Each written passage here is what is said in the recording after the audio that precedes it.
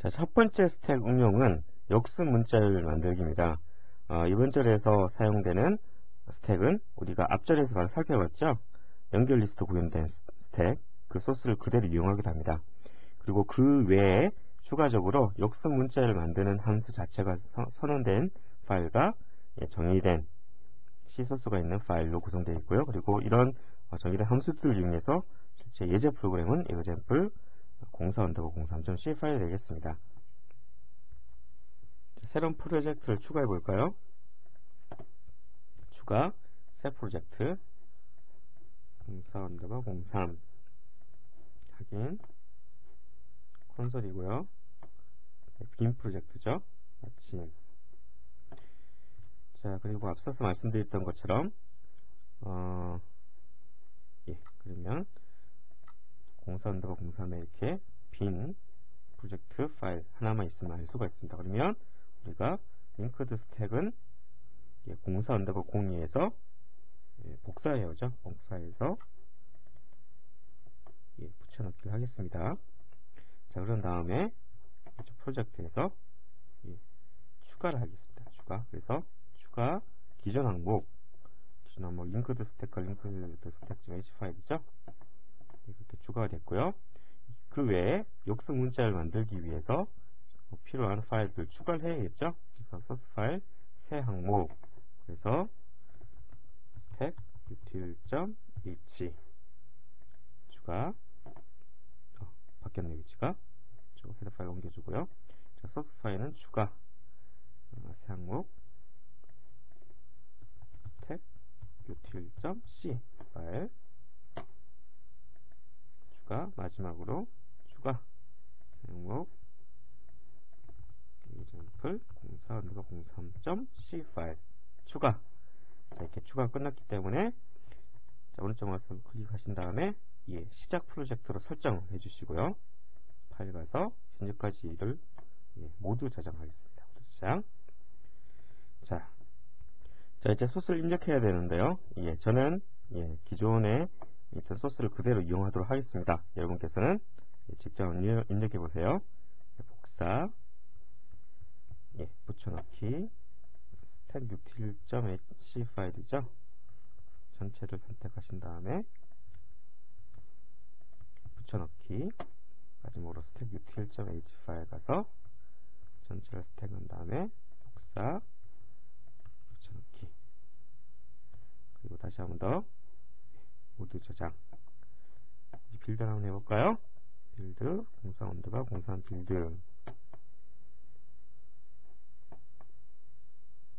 성공적으로 빌드가 끝났습니다. 이제 소스를 살펴볼까요? 역습 문자열 만들기는 기존의 문자열의 순서가 뒤바뀌었다는 얘기입니다. 반대의 방향이라는 얘기죠. 예를 들어서 ABC라는 문자열이 있으면 A, B, C 차례대로 되어 있죠. 역습 문자열은 어떻게 되죠? 반대죠. C, B, A. 자, 이런 역습 문자열 만들기는 후입 선출의 특성을 지니는 스택을 통해서 쉽게 구현이 가능합니다. 예를 들어서 A, B, C를 차례대로 푸시를 합니다. 스택에다가요. 그러면 A, B, C가 차례대로 저장이 됐죠. 자, 이때 차례대로 팝을 해주면 어떻게 되죠? 그러면 후입 선출, 그러니까 나중에 들어간 녀석이 먼저 나오는 그런 스택의 특성 때문에 C, B, A 쉽게 역순으로 문자열을 만들 수 있음을 알 수가 있습니다. 자, 여기서 잠깐 문자열을 처리하는 C 함수를 하나 더만 살펴보도록 할게요. string length라는 함수입니다. strlen이죠. string length 뭐죠? 문자열의 길이를 재는 함수입니다. 사용하기 위해서는 어떤 파일을 인클루드 해야 되냐면 string.h라는 파일을 인클루드 해야 됩니다. 자, 사용 예제는 다음과 같죠? 캐릭터 문자열 어레이가 있습니다. abc라고 저장됐다. abc 값이 저장되어 있죠. 이때 string length p 소스 하게 되면 리턴되는 사이즈 값이 아래 그림에서 얼마가 될까요? 글자 하나, 둘, 세 개니까 3이 리턴됩니다. 자, 여기서 주의할 사항이 하나 있습니다. 문자열의 경우에는 제일 마지막에 널 문자 숫자로 그냥 0이 되죠. 가 있다는 거 잊지 마시고요. 자, 그리고 하나 더 있습니다. 뭐냐면 스트링 랭스를 쓰기 위해서는 반드시 p소스가 널이어서는 안됩니다. 그래서 반드시 널 체크를 해주시기 바랍니다. 그러니까 널이 아닌 경우에만 저장 리턴을 하고요. 사용해야 되고요. 만약 널이면 무조건 0이어야 되겠죠. 길이가 널이니까. 자, 그리고 밑에 소스는 어떤 소스죠? 문자열의 길이를 잰 다음에 문자를 복사하는 소스가 되겠네요. 그래서 사이즈 오브 차 곱하기 사이즈 플러스 1.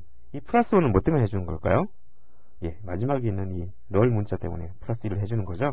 그래서 생성된 메모리 할당이 성공했는지 확인한 다음에 성공했으면 문자열을 복사하는 스트링 카피는 우리 앞에서 살펴보았죠. 문자열을 복사하는 그런 함수가 되겠습니다. 역순 문자를 만드는 리버스 스트링 함수에 대해서 살펴볼까요? 자, 먼저 널 체크를 해주죠. 소스에 대해서. 만약 소스가 널이면 역순도 당연히 널 문자가 되겠죠. 그 다음에 널이 아니기 때문에 그 다음은 소스 스트링의 문자열의 길이를 알아내고요. 자, p 리턴은 사이즈 플러스 1 했다는 거, 마지막에 널 문자 때문에 플러스 1을 해줬다는 거 잊지 마시고요. 당연히 항상 메모리 할당이 성공했는지 확인해 줍니다. 자, 그런 다음에 우리 스택을 이용해서 역순 만들기를 한다고 했잖아요. 따라서 스택을 생성해 주고요. 그런 다음에 이쪽 부분 32라인부터 본격적인 로직이 시작되겠네요. 자, 32라인부터 36라인까지는 단순히 푸시하는 거죠. 소스 문자열의 캐릭터 값을 하나씩 가져와서 차례대로 스택에 푸시를 해주는 게 되겠습니다. 자, 그런 다음에 푸시 됐으니까 그 다음에 어떻게 해줘야 되죠? 팝 해야 되죠? 팝. 그래서 푸시한 개수만큼 팝을 해주면 알 수가 있습니다. 자, 근데 단위때 주의할 게 하나 있습니다. 뭐죠? 팝된 것이 노드에 대한 포인터죠. 그래서 반드시 사용이 끝난 다음에 프리를 해준다는 거 잊지 마세요. 그리고 리턴된 노드로부터 실제 값을, 이 값이 데이터가 뭐죠? 캐릭터 값이죠. 그 값을 이용해서 역순의 문자열 값을 대입해 준 거 알 수가 있습니다. 그리고 또 주의할 거 한 가지 뭐죠?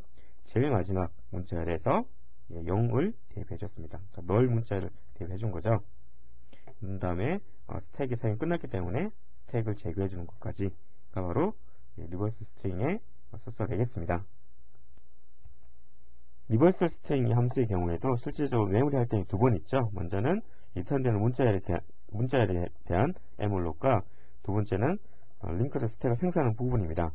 자, 두 번째 메모리 할당에서 실패한 경우 주의할 사항이 뭐라고 그랬죠? 여기 만약에 실패를 했다. p스택이 널이다 그러면 이쪽 부분이죠. 그랬을 경우 주의할 사항은 뭐냐면 첫 번째 메모리 할당한 부분이 있다 그러면 반드시 그 부분도 메모리 해제를 해줘야 된다는 것. 이걸 해주지 않으면 메모리 누수가 발생할 수 있다고 그랬죠. 이런 점에 주의해 주시기 바라고요. 특별히 이 같은 경우에는 리턴되는 값도 널로 리턴해서 보다 안전한 로직이 될 수 있도록 처리해 있습니다. 자, 스택을 이용하는 또 다른 부분으로 수식 가로가 있습니다. 자, 이 예제, 첫 번째 예제 같은 경우에는 소가로가 잘 열려졌고 잘 닫혀졌습니다. 자, 두 번째 같은 경우에는 중가로와 소가로가 순서대로 차례대로 잘 닫혀졌죠? 별 문제가 없습니다. 하지만 자, 3번 같은 경우에는 뭐가 문제가 있죠? 열려진 소가루 개수에 비해서, 그러니까 이게 하나밖에 없는데 닫혀지는 소가루는 두 개가 있죠? 쌍이 안 맞죠? 서로. 자, 4번 경우는 어떤 경우죠? 소가루가 열려진 건 두 개인데 닫혀진 건 하나밖에 없죠? 자, 마지막 다섯 번째 경우는 자, 열려지기로는 중가로 소가루가 열려졌는데 닫혀진 순서가 서로 바뀌어져야 되죠. 자, 이처럼 열려진 가로 혹은 닫는 가로 혹은 서로 다른 가로가 엇갈려서 닫혀지는 경우, 이런 경우에 비정상 수식이 되겠죠. 자, 스택을 이용해서 어떻게 이것을 탐지할 수 있는지 살펴보도록 합시다. 수식 가로 검사는 스택을 이용하면 비교적 간단하게 검사를 할 수가 있습니다. 가장 기본이 되는 알고리즘은 아주 단순합니다. 열려지는 가로에서는 푸시를 하고요. 닫혀지는 가로에서는 팝을 해보면 됩니다. 밑에 그림을 가지고 한번 볼까요? 첫 번째로 중가로죠. 근데 여는 가로입니다. 그럴 경우에는 푸시를 합니다. 푸시. 그래서 중간 가로가 하나 푸시가 됐고요. 자, 두 번째 소가로죠. 근데 여전히 여는 가로죠. 따라서 또 푸시입니다. 푸시를 해주면 중간 가로, 소가로가 차례대로 푸시가 됐으면 알 수가 있습니다. 자, 그 외에 가로 외의 문자는 다 무시하시고요. 무시하고 보시고 그 다음에 닫혀진 가로를 만났습니다. 자, 닫혀진 가로를 만나면 어떻게 하라고 그랬죠? 팝을 하라고 그랬죠? 그러면 스택에서 팝을 해보면 뭐가 팝이 되죠? 아, 소가루, 여는 소가루가 팝이 됐죠? 그러면 팝을 해본 그 결과랑 비교를 해봅니다. 소가루네, 아, 정상이죠? 정상입니다. 자, 또 닿는 가루, 이번에는 중가루죠? 닿는 가루를 만났습니다. 닿는 가루를 만나면 어떻게 하라고요? 팝을 하라고 그랬죠? 팝을 하면 이제 뭐가 팝이 되죠? 중가루, 여는 중가루가 팝이 됩니다. 비교를 해봅니다. 서로 쌍이 맞는지. 아, 맞네요. 오케이, 정상. 자, 그럼 비정상은 어떤 경우일까요? 비정상은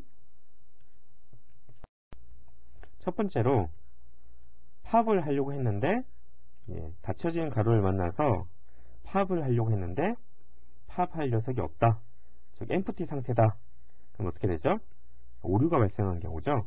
그러니까 여는 거 닫는 가루의 개수가 더 많은 경우죠. 여는 가루보다. 자, 두 번째로 팝을 했어요. 팝을 했는데 자, 분명히 나는 소가루를 만나야 되는데 소가루가 아니라 중가루가 만났다. 이렇게 서로 쌍이 맞지 않은 경우 오류죠. 자, 세 번째로 끝까지 수식의 끝까지 다 왔는데 엠프티 상태가 아닌 거죠. 상태가 아니라는 얘기는 뭐죠? 닫혀진 가루를 만나지 못한 열려진 가루가 여전히 스택에 저장되어 있는 경우죠. 이런 세 가지 경우는 비정상인 경우라고 할 수가 있겠습니다. 지금까지 설명드린 내용을 의사코드, 수도코드를 통해서 살펴볼까요? 자, 먼저 루프를 돌면서 수식의 끝까지 루프를 도는 거죠. 자, 그래서 수식에서 심볼 하나 읽어옵니다. 근데 그 심볼이 여는 가루다. 뭐 어떻게 해주라고요? 푸시를 해줍니다.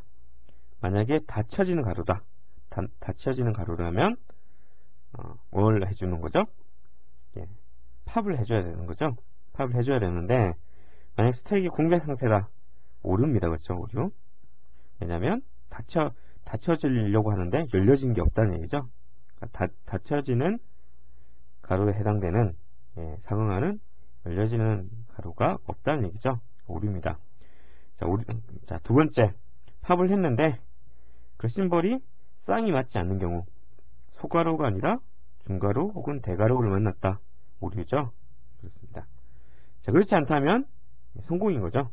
그렇다면 문제가 없습니다. 그래서 루프를 계속 돌아가는데 루프를 계속 도는 거죠. 루프를 도는데 만약에 스택이 비어있지 않다면 끝까지 왔다는 얘기죠.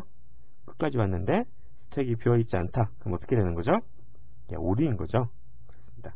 그러니까 오류의 경우가 공개 상태 1, 쌍이 맞지 않은 경우 2, 마지막까지 왔는데 스택이 비어있지 않으면 오류 3. 이 세 가지의 주의에서 기본적 원칙은 열려지는 가루에서는 푸시, 닫혀지는 가루에서는 팝. 그래서 쌍을 맞춘다. 이게 가장 기본적인 로직이 되겠습니다. 마지막 예제 프로그램은 역수 문자를 만들기와 수식가루 검사에 대한 예제가 포함되어 있습니다. 특별히 이제 수식가루 검사와 관련해서는 두 가지가 있는데 첫 번째 경우에는 이제 정상이고요. 두 번째인 경우에는 닫혀지는 가루에 뭔가 문제가 있습니다. 어떻게 동작하는지 해볼까요?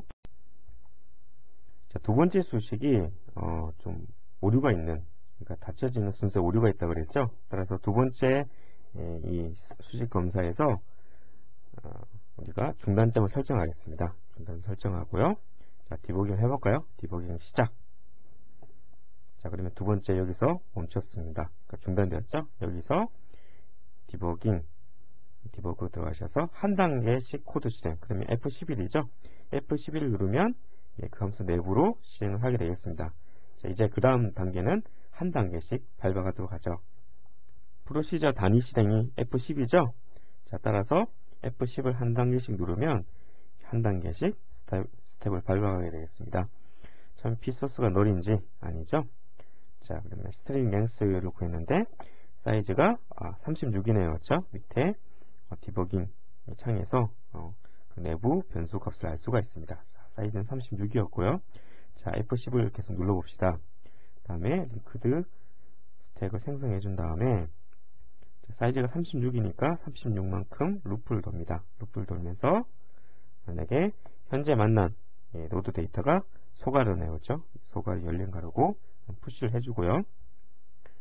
그리고 이런 식으로 계속 포문을 돌다가, 자, 근데 우리가 주로 관심 있는 건 이제 닫혀지는 가루죠. 자, 닫혀지는 가루 이쯤에서 디버그 가셔서 중단점을 제가 설정하겠습니다. 자, 중단점을 설정한 다음에 중간의 과정을 다 스킵하고 바로 중단점 위치까지 가고 싶다. 그럴 경우에는 계속 F5네요. 그렇죠? F5를 누르면 되겠습니다. F5를 누르시면 F5까지 왔습니다. 그렇죠? 닫혀지는 가루를 만났고, 자, 그러면 닫혀지는 가루를 만나서 팝을 해볼까요? 자, 팝을 했는데 널인가요? 네, 널이 아니네요. 그렇죠? 자, 널이 아니고 현재 소가루가 리턴됐습니다. 그런데 현재 심볼은 뭐죠? 현재 심볼은 소가루네요. 그렇죠? 닫혀지는 소가루고, 팝된 노드의 데이터도 소가루에 열려지는 가루. 이 경우는 이제 쌍이 맞습니다. 그렇죠? 맞으니까 정상적인 경우고요. 자, 또 F5를 누르겠습니다. F5가 뭐냐고요? 예, 계속 진행하는 거라고 그랬죠? 자, F5를 누른 다음에, 자, 그 다음에 닫혀지는 가루를 만났습니다. 이 경우 F10을 또 눌러서 확인해 보시면, 예, 체크 심볼과 그 다음에 지정된 심볼, 예, 쌍이 맞네요. 자, F5를 한 번 더 누를게요. F5를 누르고 F10을 더 누르시면, 자, 이 경우도 맞고요. F5를 눌러서 F10을 누르고, 자, 이 경우 어떻게 되어 있죠? 예, 우리가 지금 만난 심볼은 소가루인데 팝된 노드의 값은 중가루네요. 그렇죠? 서로 쌍이 맞지 않습니다. 따라서 쌍이 맞지 않기 때문에 이제 리턴은 펄스 오류가 있다는 거죠. 펄스가 리턴되어서